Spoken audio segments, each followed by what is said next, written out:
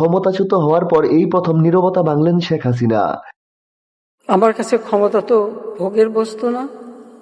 আমি তো আয়েশ আরাম করার জন্য ক্ষমতা আসিনি। আমি দিন রাত অক্লান্ত পরিশ্রম করেছি বাংলাদেশটাকে একটু উন্নত করতে, এবং সেটা আমি সফলভাবে করতে পেরেছি। সবথেকে কষ্টের বিষয় হলো যেখানে তেমন কোনো ইস্যুই ছিল না, যে কোটা আমি সম্পূর্ণভাবে আমি সেটা বাতিল করে দিয়েছিলাম। হাইকোর্টের রায় সেটা আবার যখন পুনর্বার নিয়ে আসা হয় সরকারের পক্ষ থেকে, আমরা আপিল করি।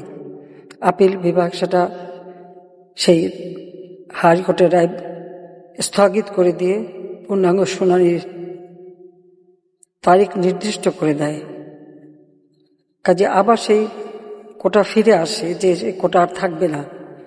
আমার জারিকৃত প্রজ্ঞাপনটাই আবার কার্যকর হয়। দুঃখের বিষয়, সেই সময় আন্দোলন করতে যেখানে আন্দোলন প্রতিটি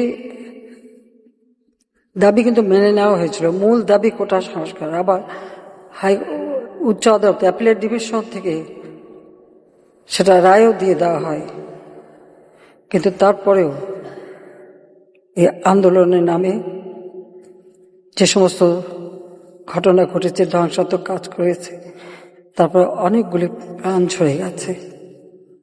আমি কোনোদিন ভাবতে পারিনি যে এই সময় এই ধরনের একটা অবস্থার সৃষ্টি হবে, আর সেখানে এতগুলি তাজা প্রাণ যাবে।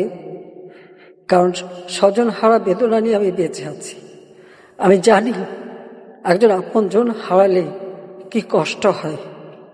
মানুষ একটা শোক সইতে পারে না।